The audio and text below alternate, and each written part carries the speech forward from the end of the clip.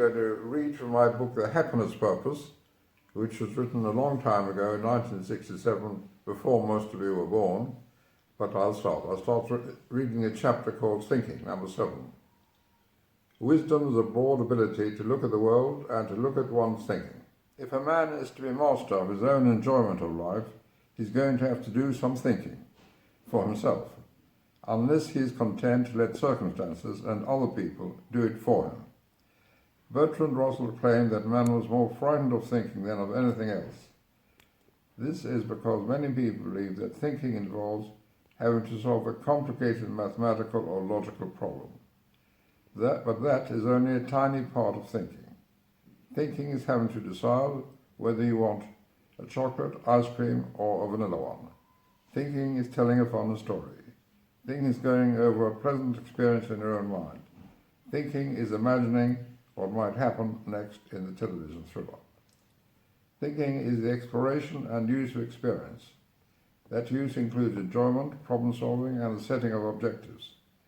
Thinking is like moving your finger over your own personal internal map of the world. The roads are the patterns created by perception. Some roads are more clearly marked than others, and there may be errors with too few roads. Purpose of thinking. Apart from direct enjoyment, the purpose of thinking is to adjust oneself to the circumstances, or to adjust the circumstances to yourself. Thinking involves active planning as well as passive contemplation. Thinking is like using a telescope, or a microscope, or a sketchpad, or a screwdriver. Happiness is a problem solving that is solved by developing an understanding of the world and of oneself, and then making use of that understanding as a practical manner. Misconceptions about thinking. It is often mistakenly supposed that thinking requires a high IQ. This is not the case. Children with relatively low IQs, under 80, can still be effective thinkers. When people are dealing with their own experience, they can be much better thinkers than when they're required to absorb new experiences before they can start thinking. In fact, the possession of a high IQ can often be counterproductive. Many highly intelligent people are poor thinkers because they can never allow themselves to be wrong. They often take up an instant judgment position on a subject and then use their thinking to support that position rather than to explore the subject area before making a judgment. The more effective they are to support their initial instant judgment, the less inclined will they be to change it. The result is clever argument, but ineffective thinking. There's a very dangerous misconception that has been encouraged by education, and this concerns the use of the critical intelligence. Education has fostered the notion that the critical intelligence is the highest use of the mind. This notion arises from the days when education was controlled by the church, and it was necessary to put a high emphasis on critical skills, since it was the criticism of heresies that would have to preserve the integrity of the church. Criticism is a relatively easy form of intellectual achievement, and much used by mediocre minds who are unable to be creative or constructive. You cannot grow a garden just by pruning. There has to be some planting and fostering of plants as well. We're apt to dismiss an idea because 10% of it may be in error, ignoring the 90% that is worthwhile. The meta system suggested in this book is much in favor of the positive and constructive attitudes of thinking rather than the negative and destructive ones. Many people open a learned book on philosophy and find that they can understand very little. They ascribe this to their own poor level of education or thinking. This is an unfortunate mistake. The writer of the learned books on philosophy would himself have been just as lost had he opened the book on electronics or polymer chemistry. Each specialized field of knowledge has its own concepts and its own jargon, and there is no shame in not knowing the jargon of all possible fields. It's rather up to the writer to communicate if that is the purpose of his books. Many learned people are experts in their own field because the depth of their focused knowledge does much of the thinking. Outside their own field, such people may be rather poor thinkers. Intellectualism has deservedly got itself a bad reputation. It's possible to play logical word games in which one concept generates another in a sort of virtuous ballet of ideas. It does not add up to anything except an amusing game played with the mind. Intellectualism is like a steamer with its propeller out of the water and churning the air. There's much happening, but not much progress. Thinking is definitely not reserved for intellectuals. Scholarship is too often the triumph of form over content. A small and unusually important area is explored in great depth and detail. Larger and more important areas which cannot be treated in the same way are ignored. The emphasis which universities have placed on scholarship has contributed very much to their losing their once central of society.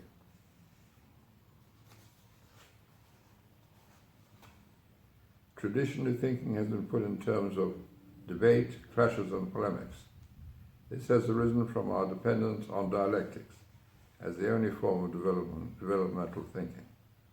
The dialectic process tends to be negative, extremely so when converted into action, and can be replaced by a more positive process that is part of the new meta-system that is described in the next chapter.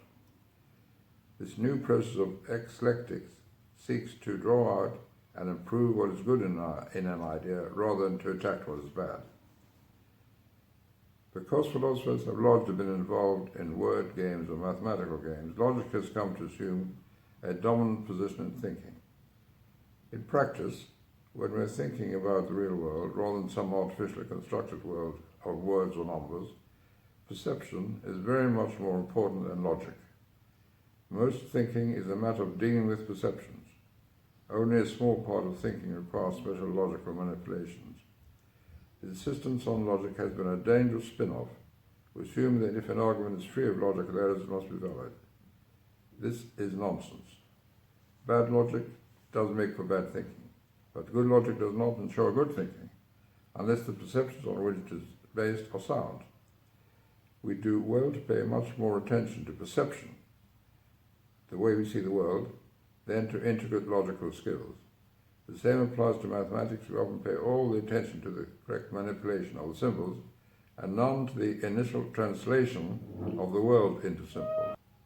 The same thing applies to mathematics, where we often pay all the attention to the correct manipulation of the symbols and none to the initial translation of the world into symbols. And information. No one can know everything. Thinking is usually based on incomplete information. It is sensible to try to get as much relevant information as possible, but impractical to expect to get enough information, do your thinking for you, or even to do your thinking for you on every occasion. Thinking often involves guessing and speculation. It is an impractical habit, fostered by education, to refuse to think unless information is complete. There are 4 different types of ignorance. 1. Not having the information in the first place. 2. Having the information but not using it because of inadequate scanning of experience. 3. Having the information but putting it together incorrectly. 4. An arrogance which refuses to look beyond an apparently satisfactory solution based only on part of the situation. The arrogance type of ignorance is the most culpable, the most dangerous, and the most common.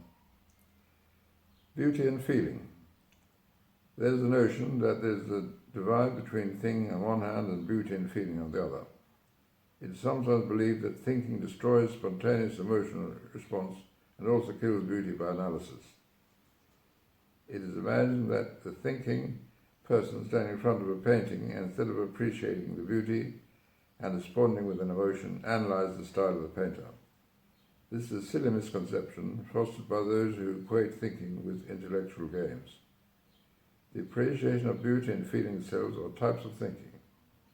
The only difference is that they are not carried out with words or fixed concepts.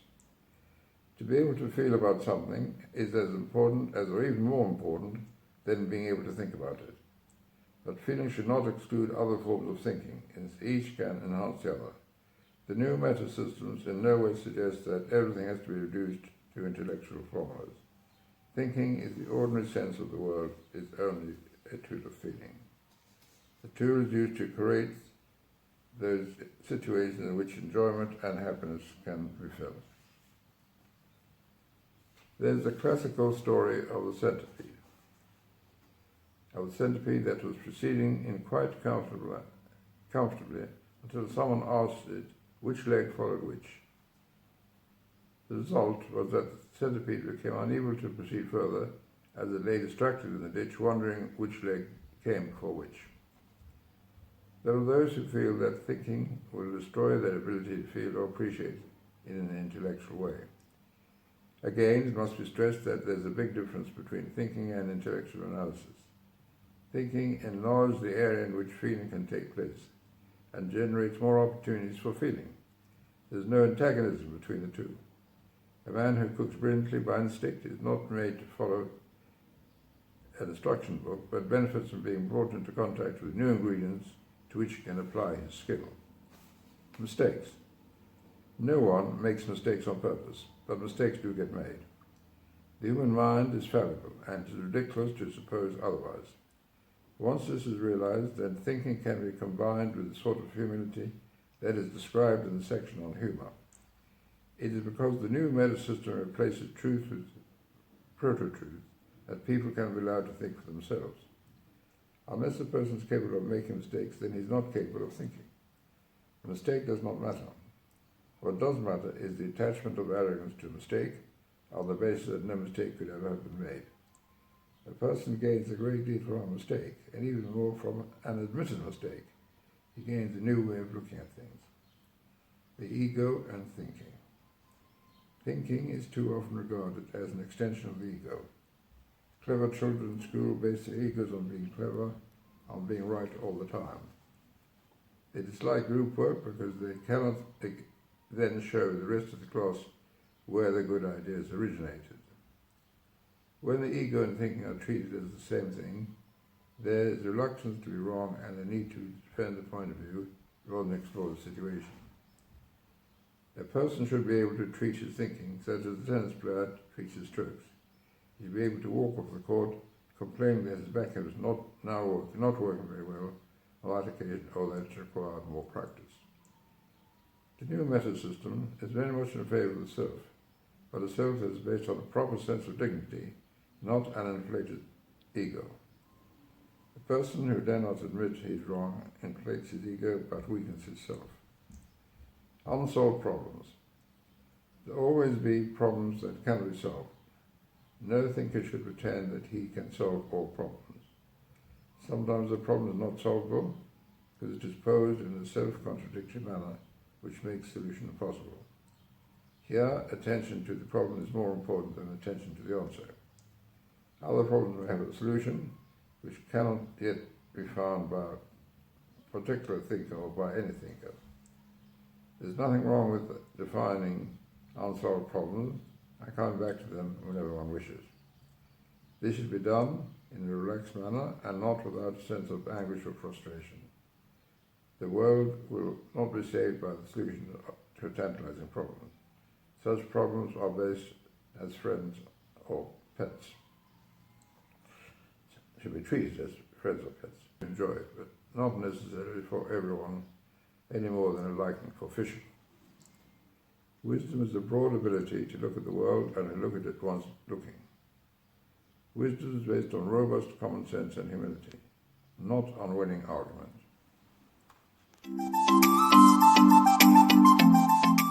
Thinking. There's thinking, most of which is reaction. Something happens in the world or in our minds, and we react to it. We react to it by analysing it. What is it? What's it made of? We react by giving it a value. Is it worth doing? Is it not worth doing? Is it good or is it bad? Thinking may be constructive. We may want to do something.